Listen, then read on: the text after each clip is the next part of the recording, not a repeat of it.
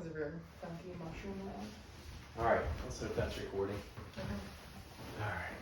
How much should we look at the camera versus at each other? I don't know if we should look at it at all. Hey, how you doing?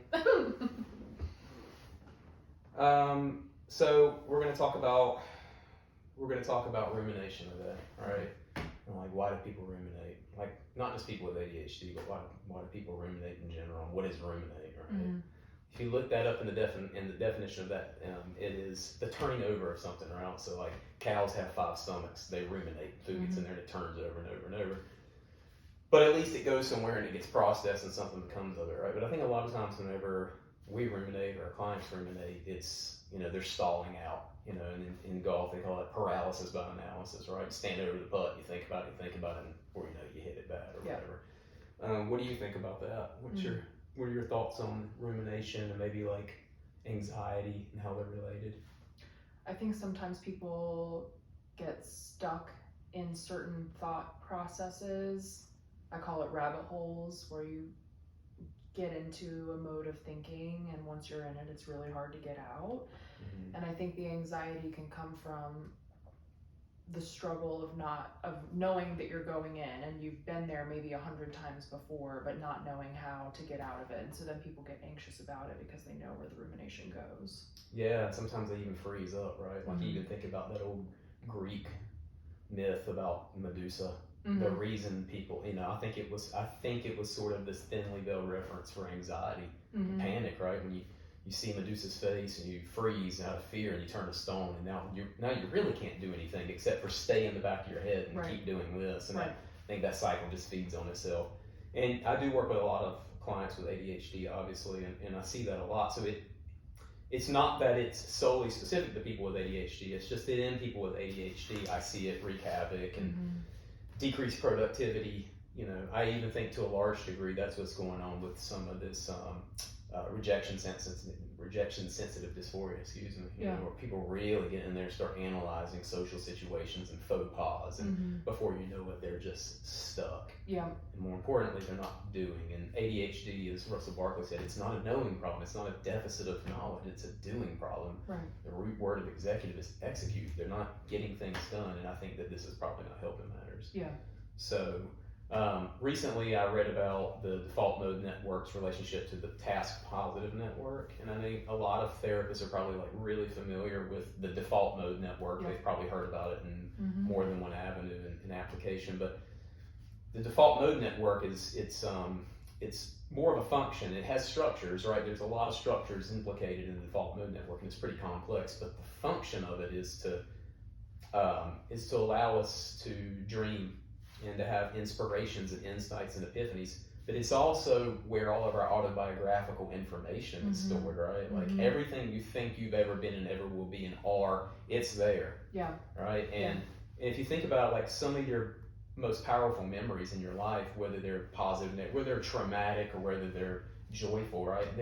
There's a strong emotional component to it, right? Yeah. So that's the hippocampus really splices the emotion in together with the experience, and it hard drives and it mm-hmm. drives it into the hard drive or long-term memory, right? And then the default mode network is able to recall it. Yeah. You know what I mean?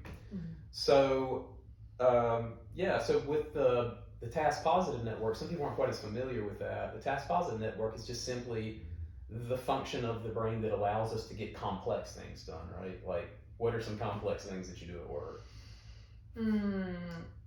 Active listening, while also thinking up like certain activities or things that we can do to help clients progress or move them forward. So as the client is talking to us about what their experience is or what's going on for them, I'm listening to them, but also trying to think about how, like, what theory that can connect to, what symptoms am I noticing, and how we can come up with a plan for them to get some traction and move forward. So while you're doing that and you're present with the client, you're all this calculating and synthesizing and formulating is going on. Are you thinking about that conversation you had last week with your friend where you were kind of embarrassed? It's hard to, right? It's hard to dwell on other things when you have to be that on and you have to be that present, right? Yeah. So to a large degree, the task positive network is excited, and the default mode network in you right at that moment is somewhat diminished. Yes. And you'll notice that if you do have distracting thoughts like, man, she really didn't like what I had to say, I felt like she was really disappointed, or whatever, you'll notice that will take you out of being in the zone with your client. Almost immediately. You'll lose your place and go, oh my goodness, you gotta refocus, right? Yeah. So in the non-neurodivergent brain, there is a large amount of alternating excitement and inhibition between those two networks, right? So like when the task positive network is highly engaged, the default mode network is really turned off, right? Or inhibited to a great degree, and then vice versa. Yeah. So that's what's going. So with people with ADHD, the problem is that doesn't really happen as well. It's glitchy, right? So one tries to shut off, and then it really doesn't. So that kind of explains, I think, why people with ADHD are prone to rumination, forgetting whether they turned off the coffee pot, things like that, because they're not really present when that's happening. They're thinking about, I ate at Wendy's twice last week, or man, what do you mean when he said that? So they're always there when they're trying to be here. Yeah. Does that make sense? It does. So, how, what do we do? What do we do about that? And again, negative emotions are so strongly charged that they're highly salient. I mean, they really catch our attention. And unfortunately, a lot of times when we're ruminating or when we're in that default mode network, our brain just kind of reflexively wants to lean that way. And before you know it, your client's feeling dysregulated or it's completely just stuck back here somewhere. Yeah. So what can we do about it, right? Meditation. Have you tried to do meditative exercises with your clients?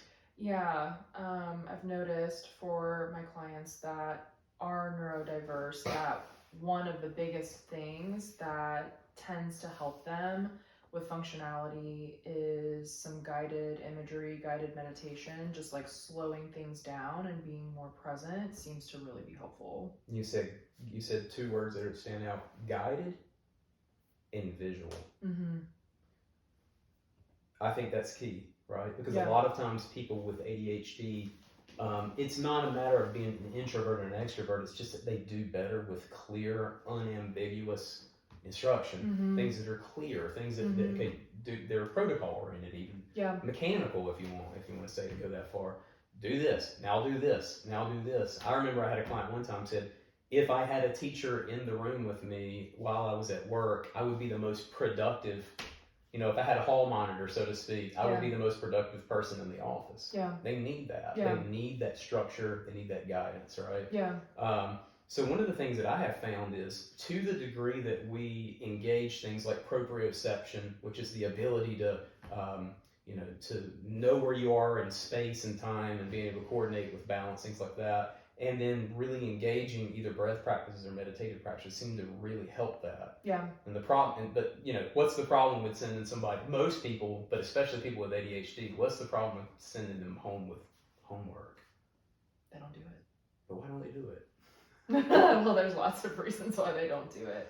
I think it's not on their mind, and I also think that sometimes it's unfamiliar. So if we're asking clients to participate in something that's not familiar to them or they've never done before, they're probably not going to do it. That's right. If it's out of sight, it's out of reach. And earlier we were having a conversation about working memory, and we're gonna talk about that in another video. But I gave you an exercise, right? And you don't identify as having ADHD. And so your working memory is probably a lot better than mine, I'd say. I'd be willing to wager. So I gave you a list of words. I gave her a list of words.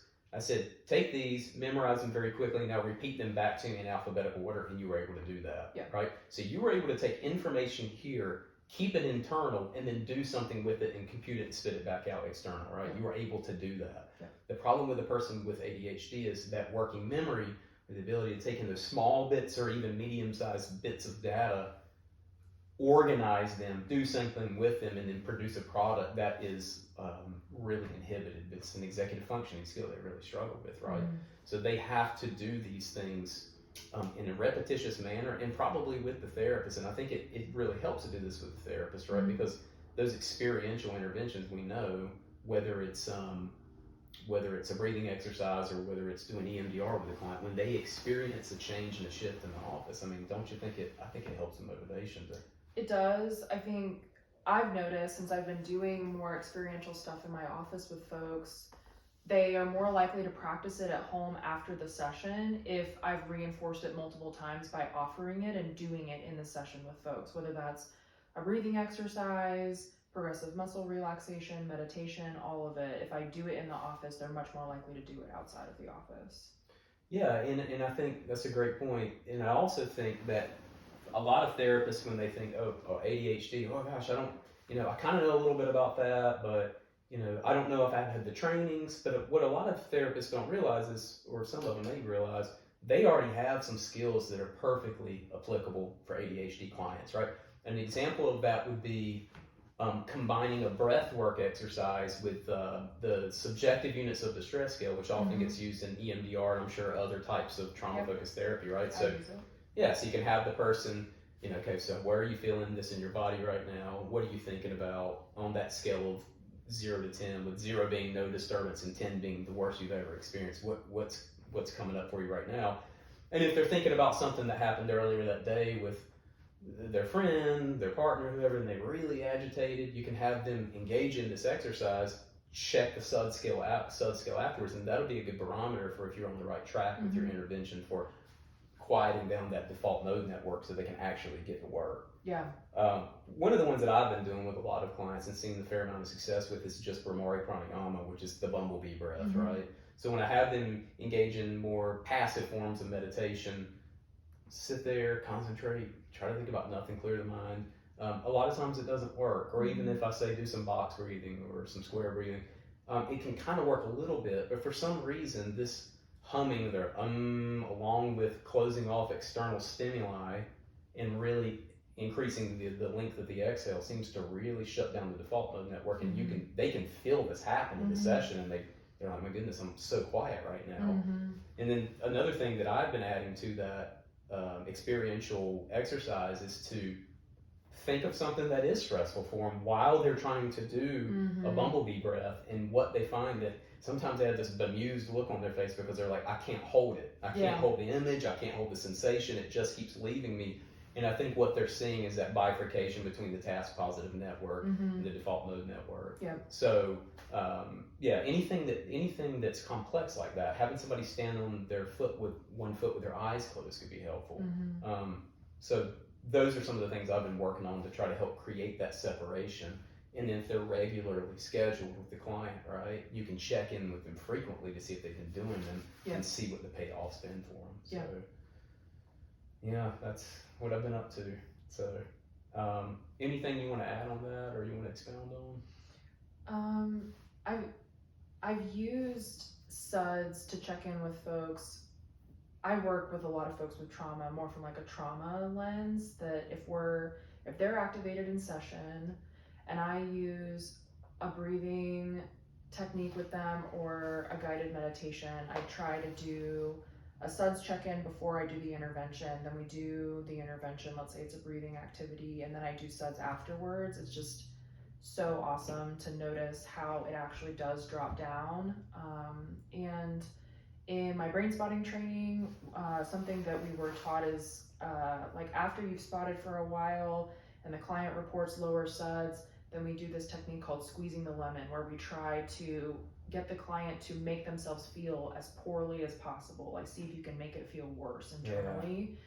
And it's interesting to watch, like after we've done the intervention, like the breathing technique or whatever, I've asked clients to like squeeze the lemon and see if we can get anything else out of it. Kind of bear down on it. Yeah, and they have a really hard time doing that. So it's cool to watch it. Yeah, and I think that demystifies the process. People go through life a lot of times feeling profoundly broken, right? And oh my gosh, my brain just won't shut up. I cannot stop this train. And showing them something like this, along with expounding on that theory a little bit, right, about the default mode network and the task network, I think that helps demystify that process and gives them something that they can do in the moment to be very helpful. And I think practicing with the client in the office allows them to gain confidence in a controlled environment too. I mean, like Mike Tyson always said, everybody's got a plan to get punched in the face, right? And so you don't want somebody out that's untrained throwing haymakers, because nothing good's going to come of that. So if you can get them practicing that in the moment and they can build some confidence around that skill, it's amazing when they come back with feedback that they give you. So, Well, cool. Thanks for talking with me today. Yeah. We're going to talk about some other things. We're going to talk about procrastination. We're going to talk about how to structure ADHD environments to help clients, leverage the skills that they already have and the strengths they already have to their advantage. So I look forward to it. Yeah. Talk to you soon. Sounds good. All right.